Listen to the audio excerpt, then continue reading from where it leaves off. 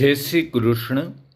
આજે આપણે શ્રીમદ્ ભગવદ્ ગીતાજીનો 8મો અધ્યાય અક્ષર બ્રહ્મ યોગના શ્લોક નંબર 11થી 20નું પઠન કરીશું.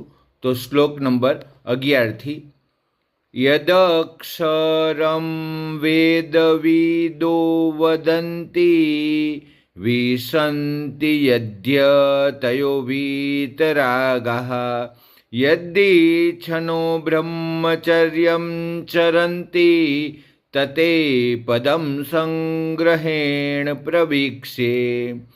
વેદને જાણનારા વિદ્વાનો જે સચ્ચિદાનંદ ધન સ્વરૂપ પરમપદને અવિનાશી કહે છે, આસક્તિ વિનાના પ્રયત્નશીલ સંન્યાસી મહાત્માઓ જેનામાં પ્રવેશ કરે છે તથા જે પરમપદની ઈચ્છા રાખનારા બ્રહ્મચારીઓ બ્રહ્મચર્યનું આચરણ કરે છે,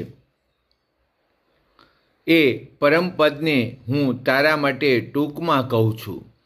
સર્વદ્વારાણિ સંયમ્ય મનોહૃદિ નિરુધ્ય ચ મૂર્ધન્યાધાયાત્મનઃ પ્રાણમ અસ્થિતો યોગધારણામ.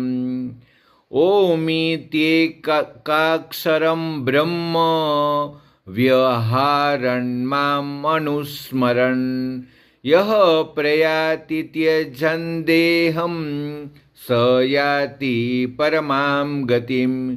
બધી ઇન્દ્રિયોના દ્વારોને રોકીને તથા મનને હૃદય પ્રદેશમાં સ્થિર કરીને પછી એ જીતાયેલા મન વડે પ્રાણને મસ્તકમાં સ્થાપીને પરમાત્મા સંબંધી યોગ ધારણામાં સ્થિર થઈને જે માણસ ઓમ એ એક અક્ષર સ્વરૂપ બ્રહ્મને ઉચ્ચારતો અને એના અર્થ સ્વરૂપ મુજ નિર્ગુણ બ્રહ્મનું ચિંતન કરતો શરીરને છોડીને જાય છે, એ માણસ પરમ ગતિને પામે છે. અનન્ય ચેતાઃ સતતમ યો મામ સ્મરતિ નિત્યસઃ તસ્યાહં સુલભઃ પાર્થ નિત્યયુક્તસ્ય યોગિનઃ. હે પૃથાપુત્ર, જે માણસ મારામાં અનન્ય ચિત્ત થઈને સદાય હંમેશને માટે મુજ પુરુષોત્તમને સ્મરે છે, એ નિત્ય નિરંતર મારામાં જોડાયેલા યોગીને માટે હું સુલભ છું, એટલે કે એને સહજ રીતે મળી જાઉં છું. મામુપેત્ય પુનર્જન્મ દુઃખાલયમશાશ્વતમ નાપ્નુવન્તિ મહાત્માનઃ સંસિદ્ધિમ પરમામ ગતઃ. પરમ સિદ્ધિને પામેલા મહાત્માઓ મને પામીને દુઃખોના રહેઠાણ તેમજ ક્ષણભંગુર એવા પુનર્જન્મને નથી પામતા. આ બ્રહ્મ ભુવના લોકાઃ પુનરાવર્તિનો અર્જુન મામુપેત્યતિ કૌન્તેય પુનર્જન્મ ન વિદ્યતે.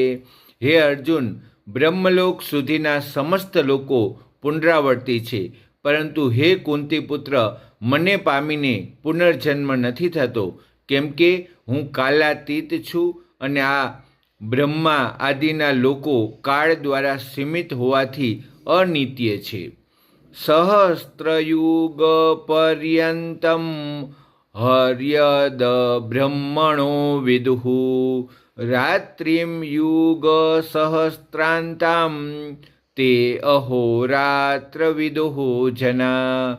બ્રહ્માનો જે એક દિવસ છે એને સત્ય, ત્રેતા, દ્વાપર અને કળિયુગ એ 4 યુગના 1000 વાર થતા આવર્તનમાં લાગતા સમય જેટલો, તેમજ એમની રાત્રિને પણ એટલી જ, એટલે કે 1000 ચતુર્યુગના સમય જેટલી, અર્થાત બ્રહ્મલોકનો પણ અંત આવતો હોવાને લીધે એ પણ વિનાશશીલ તથા અનિત્ય છે, એમ જેઓ તત્વથી જાણે છે એ યોગીઓ કાળના તત્વને જાણનારા છે. અવ્યક્તાદવ્યક્તયઃ સર્વા પ્રભવન્યહરાગમે રાત્ર્યાગમે પ્રલીયન્તે તત્રેવાવ્યક્તસંજ્ઞકે.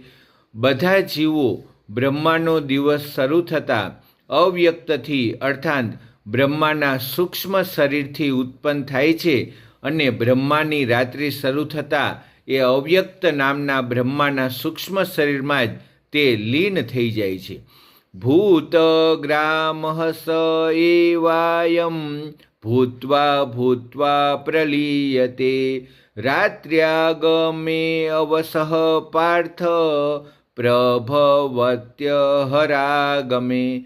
હે પાર્થ, એ જ આ ભૂત સમુદાય વારંવાર ઉત્પન્ન થઈને પ્રકૃતિને વશ થયેલો બ્રહ્માંડની રાત્રિ થતાં લય પામે છે અને દિવસ શરૂ થતાં ફરી ઉત્પન્ન થાય છે.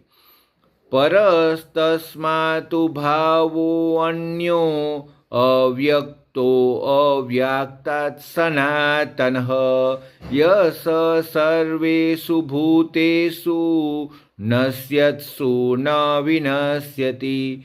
પરંતુ એ અવ્યક્ત કરતાં સાવ પર એવો અન્ય એટલે કે વિચક્ષણ જે સનાતન અવ્યક્ત ભાવ છે એ પરમ દિવ્ય પુરુષ બધા જીવોના નષ્ટ થવા છતાં પણ નાશ નથી પામતો. રાધે રાધે.